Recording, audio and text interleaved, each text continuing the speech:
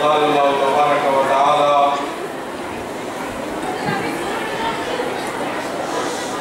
ان تنصروا اللہ ینصرکم ویثبت اقدامکم۔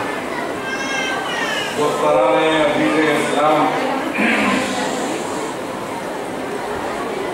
توفیق خداوندی ہے کہ مجھے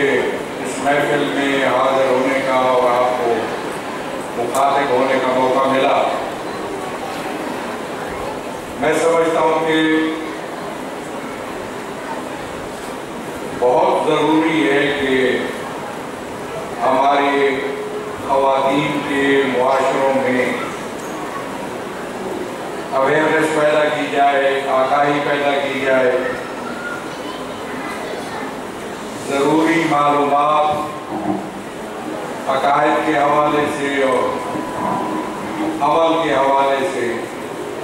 انہیں بہم پہنچائی جائے۔ یہ بہت ضرورت ہے، کیونکہ ہمارے گھروں میں کوئی تربیتی نظام ٹھوس اور مضبوط اور توانا نظام نہیں ہے۔ بعض گھروں میں شاید ہو، لیکن اکثریت ایسی ہے جہاں پہ کوئی تربیتی نظام نہیں ہے جس میں نئی نسل کو، بچوں کو تربیت دی جائے۔ اور اس کی وجہ یہ ہے کہ ہمارے معاشرہ تربیت سے خالی رہا، اس لیے ماں باپ بھی ضروری تربیت سے بہرہ نہیں ہے۔ تو اس لیے ذمہ داری بنتی ہے کہ ہم نئی نسل کو تربیت دینے، اس کے علم اور آگاہی، ان کے علم اور آگاہی میں اضافہ کرنے کے لیے کوشش کریں۔ میں اس محفل کے منتظمین کو تحسین کہتا ہوں، قدردانی کرتا ہوں کہ انہوں نے یہ اہتمام کیا تاکہ ہماری نئی نسل، ہماری بچیاں روشناس ہوں، دین سے روشناس ہوں، صحیح عقائد سے انہیں واقفیت ہو، صحیح کردار سے اور عمل سے۔ ایک تربیتی نشست سمجھ لیجیے، لیکن اس کو یہاں تک محدود کر رکھنا کافی نہیں ہے، بلکہ منتظمین کو چاہیے کہ وہ مختلف محلوں میں، مختلف ایریاز میں، جہاں جہاں ہماری تعداد کافی مقدار میں ہے، جہاں بچوں کو، جوان بیٹیوں کو اور گھریلو خواتین کو اکٹھا کرنا مشکل نہیں ہے، وہاں بچوں کے لیے درس ہونے چاہیے، ہوتے ہوں گے، لیکن مزید اس کو اور زیادہ بڑھایا جائے۔ وہاں جوان نسل کے لیے جو کالجوں میں، یونیورسٹیوں میں تعلیم حاصل کر رہی ہیں، ان کو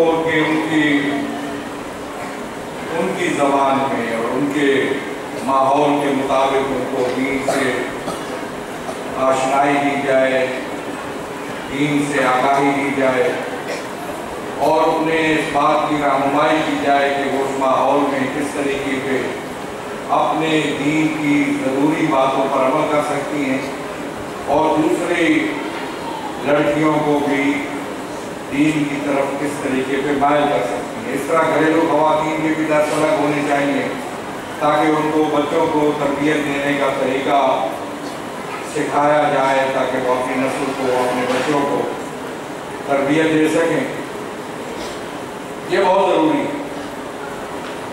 اس لیے کہ یہ دور، میں اس کو سمجھتا ہوں کہ یہ دور اسلامی تہذیب سے آشنائی کا دور ہے۔ انفرادی ذمہ داریاں، ہر مرد اور عورت کی اپنی ذمہ داری، جو ذاتی ذمہ داریاں ہیں، فرائض ہیں، واجبات ہیں، محرمات ہیں، واجبات پر عمل کرنا، محرمات سے بچنا، یہ ایک مرحلہ ہے جس کے لیے بھی ضرورت ہے کہ ان کو بتایا جائے کہ حرام محرمات کیا ہیں اور واجبات کیا ہیں۔ ظاہر ہے مستحبات پر عمل کیا جائے تو بڑی اچھی بات ہے، مکروہات سے اگر بچا جائے تو وہ بڑی اچھی بات ہے، لیکن ضروری یہ ہے کہ جو واجبات ہمارے ذمہ ہیں، ان کے اوپر گنے جا سکتے ہیں، ان پر عمل کیا جائے۔ ہمارے ہاں نماز کی طرف دھیان بہت کم ہے۔ امام جعفر صادق علیہ السلام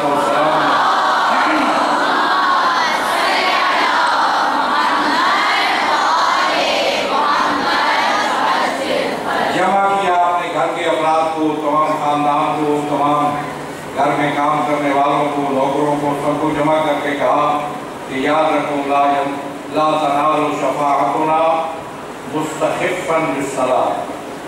ہماری شفاعت اس کو نہیں پہنچ سکے گی جو نماز کو ہلکا سمجھے،